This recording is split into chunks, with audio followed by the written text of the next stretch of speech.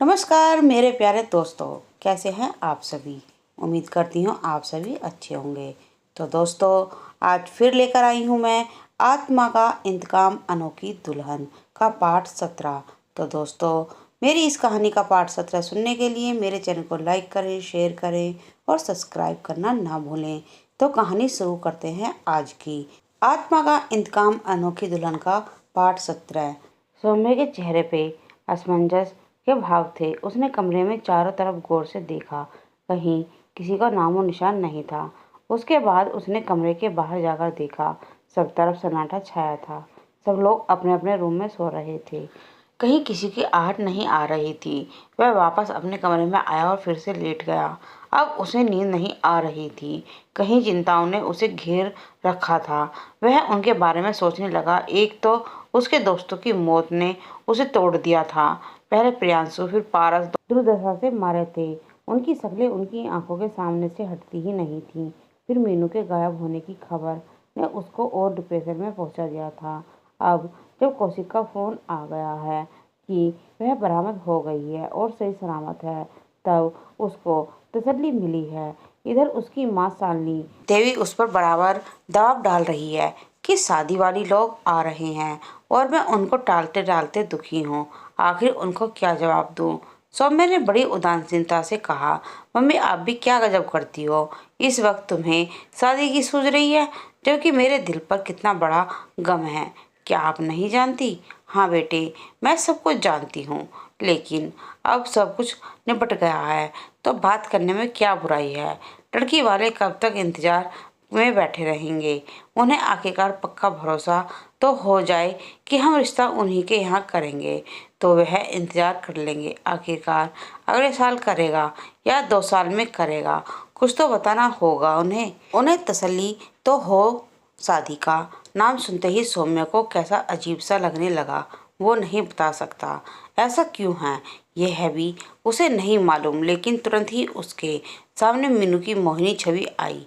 उसने शालिनी देवी से कहा, मम्मी लड़की वालों को मना कर दो, वह मेरा इंतजार ना करे। मैं शादी नहीं करूँगा। तो क्या जिंदगी भर कुंवारा रहेगा क्या।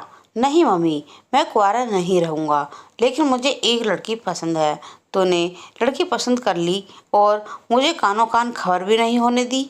अरे तू मुझे बताता तो। उसकी मम्मी शालिनी देवी खुशी के मारे फूली नहीं समा रही थी। और मैं यहाँ तेरी शादी के लिए परेशान हूँ। कौन है वह लड़की, कहाँ की है, क्या तेरे साथ ही काम करती है। वह मुझसे कब मिलवाएगा। ऐसे ही सवाल पूछ पूछ कर उसने सौम्य को परेशान कर रखा था। सौम्य ने कहा था सारे सवालों के जवाब इकट्ठे ही मिलेंगे, बल्कि मैं आपसे मिलवा भी दूंगा। ठीक है, शालिनी ने कहा तो दिया, लेकिन उन्हें इंतजार करना मुश्किल पड़ रहा था। अब रात के सन्नाटे में सौम्य यह सोच रहा था कि उसने अपनी माँ से कह तो दिया था, लेकिन वह जिस लड़की के बारे में सोच रहा था, कम से कम उसे तो पता कर लेता कि वह क्या चाहती है। अपने मन ही मन में उसके लिए सपने पाल बैठा है। क्या पता वह उसको पसंद करती है या नहीं। अभी तो यही पता करना पड़ेगा। पता नहीं वह मानेगी या नहीं। फिर से बच्चे की रोने की आवाज़ आई। इस बार यह इतनी दर्द भरी आवाज़ थी कि सौम्य के कानों से गुजर गया। उसके दिल में होती हुई जैसे नस नस में व्याप्त हो गई। उस बच्चे का रोना बंद ही नहीं हो रहा था। आवाज़ पहले धीमी थी, फिर और तेज हुई थी। धीरे धीरे ऐसी तेज हो गई कि सौम्य को लगने लगा कि उसके कानों के पर्दे फट जाएंगे। वह जोर जोर से चीख पड़ा, बंद करो ये सब, कौन हो तुम। वो फिर से उठा और गेट के बाहर देखा, लेकिन दूर दूर तक कोई नहीं था। आखिर क्या हो रहा था उसके साथ। क्या उसका ही दिमाग खराब हो रहा है या कोई उसे जानबूझकर परेशान कर रहा है। दिमाग खपाने से भी कुछ हासिल हुआ तो ध्यान बटाने के लिए उसने टीवी ऑन कर दिया, अपना पसंदीदा न्यूज़ चैनल लगाया और लेट गया। चैनल पर जोरदार डिबेट चल रही थी और जिस न्यूज़ पर चल रही थी उसे पढ़कर वह चौंक गया। यह तो मीनू के बारे में न्यूज़ के ऊपर डिबेट चल रही थी। यहाँ जो न्यूज़ चल रही थी उसे देखकर उसकी आंखें आश्चर्य से फैली की फैली रह गईं। उसने झटपट और भी चैनल बदले। हर चैनल पर यही खबर प्रमुखता से छाई हुई थी। एक के बाद बात बारीकी से बताई जा रही थी। उसी ने उन चारों किडनैपर्स के वीडियोज भी थे जिन्होंने मीनू को किडनैप किया था। मीनू भी उसने दिखाई जा रही थी। आमतौर पर पहचान छुपाते हैं, लेकिन उसकी पहचान नहीं छुपी। मीनू ने खुद ही पहचान छुपाने से मना किया था। पारस की मौत के चक्कर में उलझने के कारण टीवी तो उसने बिल्कुल देखी ही नहीं थी। वहाँ मीनू मीनू गायब हो गई थी। उसे फ़ोन से पता चला, लेकिन उससे भी ज़्यादा गंभीर घटना यहाँ हुई थी। यहाँ पारस की मौत हो गई थी, इसलिए तुरंत तो वह वहाँ नहीं जा सका था। लेकिन मीनू की खबर ने उसको अपसेट बहुत कर दिया था। उसके बाद वह मिल भी गई थी, लेकिन कौशिक ने उसे ज़्यादा कुछ नहीं बताया। तो सौम्या ने भी सोचा था कि वह कहीं अपने रिश्तेदारी में गई होगी, जो वह बताना नहीं चाहती थी। लेकिन यहाँ तो भूचाल आया हुआ था, क्योंकि इसमें राजनीति का रंग जुड़ चुका था, तेजी से अपना असर दिखा रहा था। कुंवर अजित सिंह और उसके विरोधी कैंडिडेट के समर्थन मैदान में जमे थे। सौम्या के चीखने की आवाज़ सुनकर बगल वाले कमरे में सो रही शालिनी देवी की नींद खुल गई। वह सौम्या के कमरे में दाखिल हुई। उन्होंने देखा कि वह बहुत परेशान है। वह उसके पास जाकर बैठ गई और उसके माथे को छूकर देखने लगी, कहीं उसे बुखार तो नहीं है। पर उसका माथा तो बिल्कुल ठंडा था। उसने पूछा, क्या बात है बेटा, इतना परेशान क्यों है? मम्मी, थोड़ी देर बैठो मेरे पास, न जाने कैसे लग रहा है मुझे। शालिनी देवी उसके बालों में हाथ फिराने लगी। सौम्या को अच्छा लग रहा था। वास्तव में आधी रात तक जागने के कारण उसके सर में दर्द होने लगा था। शालिनी देवी ने पूछा, अच्छा बेटा, जिसे तुम पसंद करते हो, क्या तुमने तुमसे शादी करने के लिए हाँ कहा है? नहीं मम्मी, मैंने तो उससे यह भी नहीं पूछा कि मुझे पसंद करती है या नहीं। क्या? शालिनी देवी जोर से चौंक पड़ी। बस इसी बिना पर तू शादी करने से मना कर रहा है? कौन है वह लड़की? मुझे उसका नाम बताओ, मैं उससे बात करूँगी। मम्मी, वह मीनू है, हमारे ही साथ रहती है। क्या? वह तो तुम बता रहे थे काम करने के लिए आया रखी है। तुम्हारा स्टैंडर्ड इतना नीचे गिर गया? क्या तुम्हारा दिमाग खराब हो गया है या बुद्धि भ्रष्ट हो गई है? समाज में तुम्हारे डैडी की रेपुटेशन का क्या है? क्या तुम्हें पता नहीं है कि पुलिस महकमे में तुम्हारे डैडी कितनी ऊंची पोस्ट के रिटायर हुए हैं और तुम उस सारी इज्जत को धूल में मिला देना चाहते हो? मम्मी, ऐसा क्या कर दिया है मैंने जो तुम इतना नाराज़ हो रही हो? मैंने सोचा था कि अगर तुम किसी को जानते हो तो कम से कम स्टैंडर्ड का तो ख्याल रखा होगा। यह जो शादी आई है, जानते हो किन की लड़की है और समाज में उनका क्या रुतबा है? एक तो वह एक कंपनी के मैनेजर की बेटी है, दूसरे इकलौती है, तीसरे पुराने खानदानी रईस हैं। इसके अलावा वह एजुकेटेड और खूबसूरत भी है। मैं किसी भी कीमत पर यह रिश्ता नहीं जाने दूंगी। हाँ, अगर इसके जोड़ की किसी लड़की को तुम पसंद करते हो तो मुझे कोई ऐतराज़ नहीं। मम्मी, मेरी कोई इच्छा अनिच्छा नहीं है। तुम अपनी इच्छा से किसी राह चलती भिखारिन को यहाँ लाकर बिठा दोगे तो मैं मान लूँगी, कुछ नहीं कूड़ा करकट लाकर जमा कर दोगे, पर मैं तो केवल मीनू से ही शादी करूँगा। यह तुम्हारी जिद है?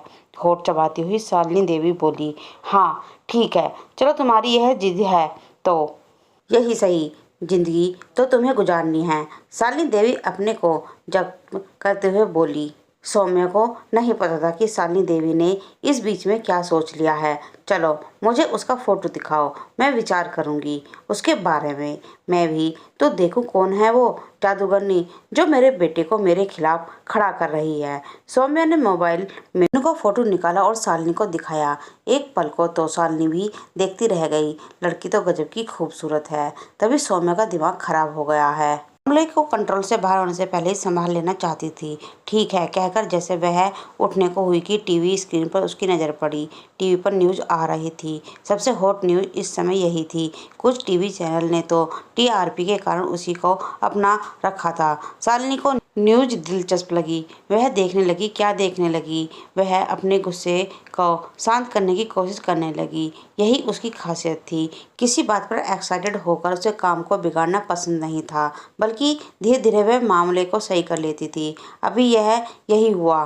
मीनू की बात पर जब उसकी सौम्य से तीखी नोक-झोंक की नौबत आ गई और बात आगे बढ़ने लगी, तो उसने सोचा कि कहीं ऐसा ना हो कि सौम्या हत्या से ही उखड़ जाए और अपने परिवार से बगावत करके मीनू से शादी कर ले। फिर वह क्या कर सकती है? तब तो समाज में नाक ही कट जाएगी। सौम्या बालिक है, जॉब करता है, अपने पैरों पर खड़ा है, वह कुछ भी कर सकता है और इस ढंग से उसको रास्ते में नहीं लाया जा सकता।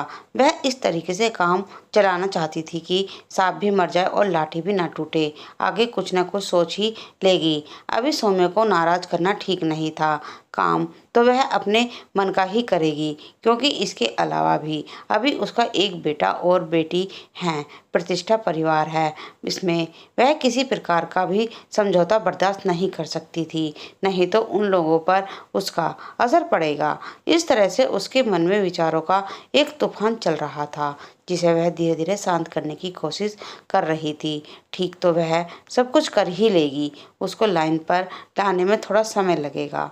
उसने काफ़ी हद तक अपने को कंट्रोल कर लिया था और कई बात पर सोच भी चुकी थी, जिन्हें वह सौम्य से करना चाहती थी। इस तरह से जब उसका दिमाग थोड़ा शांत हुआ, तो उसका न्यूज़ की तरफ भी ध्यान गया। न्यूज़ अभी भी वही चल रही थी और जैसे ही उसने मीनू का नाम और फोटो आया, वह बड़े जोर से चौंकी। यह तो यह लड़की है जो अभी अभी उसने सौम्या के मोबाइल पर देखी थी। अब वह बड़े ध्यान से टीवी की न्यूज़ सुनने लगी। शुरू से लेकर अभी तक की कहानी बार बार रिपीट हो रही थी। मीनू के बारे में पूरी कहानी जानकर शालिनी का क्रोध सातवें आसमान पर जा पहुंचा। अभी अभी उसने जो मामले को धीरे धीरे लाइन पर लाने की प्लानिंग सोची थी, वह इस खबरों को सुनकर उड़ गई। उसके दिमाग में इस समय गुस्से का तूफान मचल रहा था। उसने रिमोट उठाकर टीवी का स्विच ऑफ कर दिया और सौम्य की तरफ घूमी। तो यह है तुम्हारी चॉइस, मैं नहीं जानती थी कि तुम इतने घटिया स्तर पर पहुंच चुके हो। तुमने यह सोच भी कैसे लिया कि तुम उसे यहाँ तक लाओगे? पहले उसकी बैकग्राउंड देखो। चलो, अगर गरीब होती तब भी तो कोई बात नहीं थी, मैं तब भी मान लेती, लेकिन यह तो बहुत पहुंची हुई साथी लूज कैरेक्टर लड़की है। ऐसा मत कहो मम्मी, मीनू वैसी नहीं है। सौम्य ने तुरंत विरोध किया। कैसे ना कहूँ? पहले तो दो दो लड़कों के साथ अकेले फ्लैट में रहना कोई भले घर की लड़की कभी गवारा नहीं करेगी। फिर मान लो अगर मुसीबत की मारी है तो अपनी कोई बात नहीं छुपाएगी। उसने अपने बारे में तुम्हें क्या बताया है? तुम क्या जानते हो कहाँ उसका परिवार है, कहाँ उसके जानने पहचानने वाले हैं? कुछ पता है? कुछ भी नहीं पता, फिर भी इतनी पैरवी कर रहे हो उसकी। उसने बताया था वह अनाथ है। सौम्य भी अपनी बात पर अड़ा हुआ था। ओहो, अनाथ है? शालिनी ने व्यंग्य से होठ टेढ़े किए। तब तो यह भी नहीं पता कौन से माँ बाप की औलाद होगी, कौन सा खून उसकी रगों में बह रहा होगा। जाने किस खूनी कातिल गुंडे मवाली की औलाद होगी, या जाने कौन से कूड़ा करकट से फेंक दिया होगा। कोई नाजायज भी हो सकती है। कुछ पता है उसका? और तुम सोचते हो कि मैं उसे इस घर की बहू बनाऊंगी? अपने डैडी के सामने कहकर देखना जरा। मैं किसी से नहीं कहूँगा। जिंदगी मेरी है, मैं अपने ढंग से जीऊँगा। अब सौम्य भी गुस्से में आने लगा था। क्या तुम्हारी आंखें नहीं रह गई हैं? तुम्हें इस न्यूज़ में दिखता नहीं है? इसमें ये 4 मवाली टाइप के लड़के हैं और एक बता रहा है कि यह उसकी प्रेमिका थी। उसने उसका किडनैप किया और उनके कब्जे में रात भर रही। किडनैप करने के बाद उन्होंने उसकी आरती उतारी होगी। क्या क्या तुम इतनी गंदी बातें मेरे मुंह से निकलवा रहे हो, जो मुझे कहने में भी शर्म महसूस हो रही है? उसके इस लड़के से भी रिलेशन रह चुके थे, उसकी प्रेमिका रह चुकी थी। इसके बाद तुम 2 लोगों के साथ रहने रही थी, बेखौफ बेखटके, ना किसी का कोई डर शर्म, और तुम लोगों के रहने आई तो उसका प्रयास बेकार नहीं गया। तुमको तो पटा ही लिया। क्या बकवास करे जा रही हो मम्मी? आपकी समझ में भी आ रहा है कि आप क्या बोले जा रही हो? मैं आपका इतना लिहाज कर रहा हूँ और आप हैं कि मेरे गुस्से के सौम्य के मुंह की बात मुंह में ही रह गई। आगे वह कुछ नहीं बोल सका, लेकिन शालिनी नहीं रुकी। उसका गुस्सा अभी भी उतने ही जोरों पर था और उसका कोई भरोसा नहीं। वह चुपके चुपके, क्या नाम है तुम्हारे दोस्त का? हाँ, याद आया, कौशिक। क्या पता चुपके चुपके उसको भी पटा रही हो, उसके साथ भी उसका साठगांठ कर रही हो। यह भी पता कर लेना। मुझे तो पक्का विश्वास है कि वह उसको भी फंसा चुकी होगी। ऐसे लोगों को का कोई भरोसा नहीं होता। वह डबल गेम खेलेगी। जब वहाँ दो लोग रह रहे हैं तो एक से तो उसका काम ही चलेगा। वह दोनों लोगों को फंसाएगी। ऐसा नहीं है मम्मी, जो तुम बोले जा रही हो वह बिल्कुल झूठ है। सौम्य ने पूरे जोर विरोध किया। अगर ऐसा नहीं होता तो तुम इस वक्त मुझसे उसके लिए नहीं लड़ रहे होते। माँ बेटे में ठन चुकी थी। तो दोस्तों, आज की मेरी ये कहानी यहीं समाप्त होती है। उम्मीद करती हूँ आपको ये कहानी अच्छी लग रही होगी।